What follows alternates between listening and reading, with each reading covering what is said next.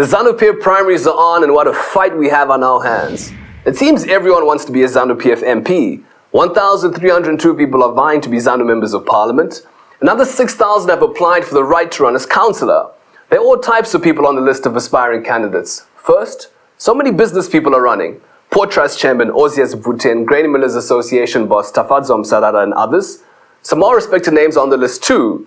There's Obadiah Moyo, CEO of Chitungiza Hospital. He's highly regarded. Kalisto Jokonya, former CZI president. He's in there too. Former ENG director Gilbert Mponda is in there as well. Also, they even have a diversity of racial groups this time. This is welcome for inclusivity. Until now, it was rare to see Zimbabweans of Asian origin gunning for office. There are quite a few this year. The likes of Mihan Sohail, who owns some fabric shops. He wants to be MP for Warren Park, which covers Belvedere. Who would even imagine that we'd see a couple of white farmers running for a ZANU-PF ticket? We're still looking into this guy to see if there's any relation with former Vice President of the United States, Dick Cheney. There's a lot of drama to look out for too. For instance, it's round 2 between Terence Mukupe and Mavis Gumbo in Harare East. Gumbo was forced to withdraw before the by-election in 2015. She's back in the race this time. What about all the family situations we are seeing? Themba Mliso was an independent in Norton, but his sister Mary is running in Hurungwe West against Keith Guja, who Themba once ran against. He's gone there to help her campaign. Then we have Marian Chombo. She's the former Women's League boss on Maim Juru's party, and now she's on a ZANU-PF list. Meanwhile, her once powerful ex-husband Ignatius is at home waiting for his corruption trial to start. This life would truly humble you. And then there's Morgan Changirai's sister-in-law, Rujeko. She wants to run for ZANU-PF in St. Mary's. I guess she declined to chant Chisa Bama Chisa. There's just so much going on. We're seeing a lot of young people running too. Check out the race in Hatfield. It's Josie Mahachi, a businesswoman, versus Paidanya Makanga, a PR specialist. This is new for ZANU-PF. But what does this all really mean? Does it mean that ZANU is changing? Is it more open to newcomers? Well, number one, a lot of the young candidates are running for seats in urban areas. It'll be hard for them to win. Harare, Gweru, Mutare, Bulawayo all went red in 2013. Number two, looking at a lot of these posters, it's clear a lot of these people don't know what the job of an MP is. And speaking of posters, this one is my favorite yet. Igwe Power. Check out the crocodile on that chap's shoulder. Now, an MP's real job is to make laws. An MP is there to represent your interests in Parliament. That's their job. But MPs have had to do things that government wasn't doing. Stuff like providing food or even building roads and bridges. Now people think this is what being an MP is all about. So this means you need to spend big to be an MP. Or forget it. Voters expect their MPs to pay for their school fees, to give them fertilizer, to buy them beer and food.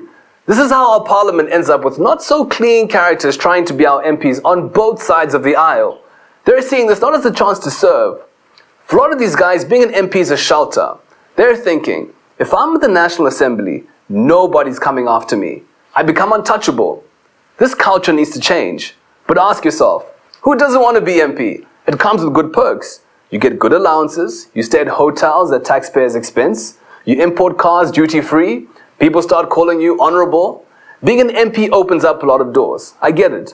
It's important to have good quality MPs because remember, this is the pool that a president picks most of his ministers.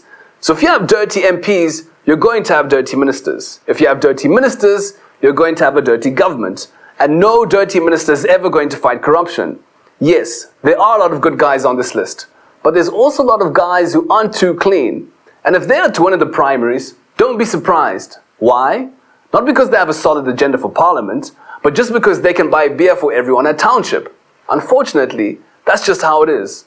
And not everyone in ZANU-PF is happy with this list. Some ZANU-PF supporters have protested party headquarters. Some of the people they wanted to be on the list are not there. Some CVs have disappeared. Some were disqualified. And we even saw clashes in Mash West.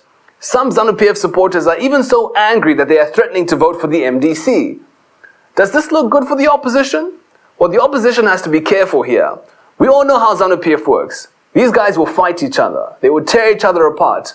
But when they come up against the opposition, they close ranks. They fight as a unit. Plus, they're the only visible party branding-wise throughout the country. Everywhere you turn now, there's a ZANU-PF billboard. Now that we have seen the ZANU-PF candidates, we now wait to see what the MDC comes up with. Are their candidates going to be better? Well, time will tell.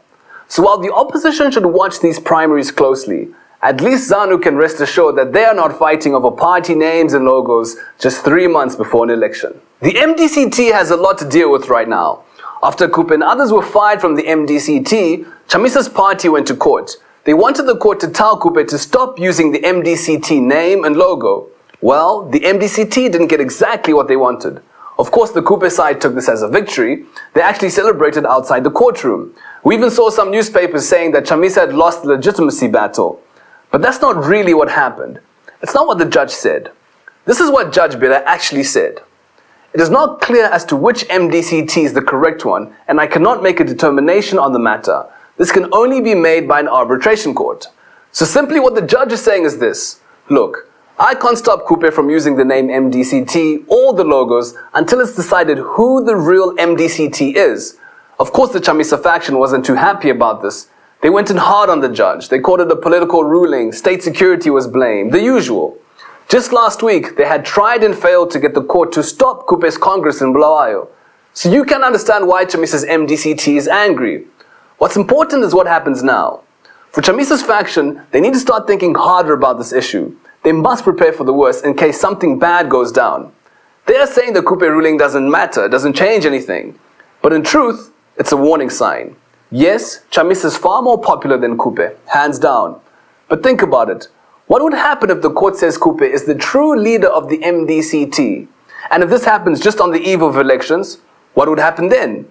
Remember, ZEC has already said that it's not taking any sides in this matter. In fact, ZEC did Chamisa a favor. They wrote to Chamisa's party and warned that if this is not sorted out, it might be a problem in the elections. And voters aren't stupid. They know who they want to vote for. But this is an election where every single vote must count. Some voters might be confused, and ZANU-PF will be there to take advantage.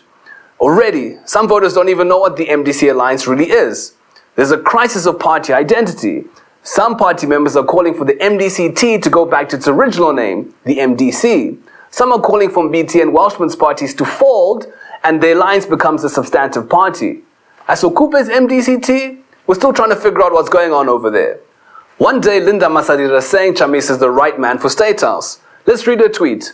I've been asked countless times who I am voting for in the 2018 elections. My vote for presidency is Nelson Chamisa. He's the best man for the job. The next day, she's Kupe's spokesperson. As we keep telling you, Zim politics will truly make you dizzy.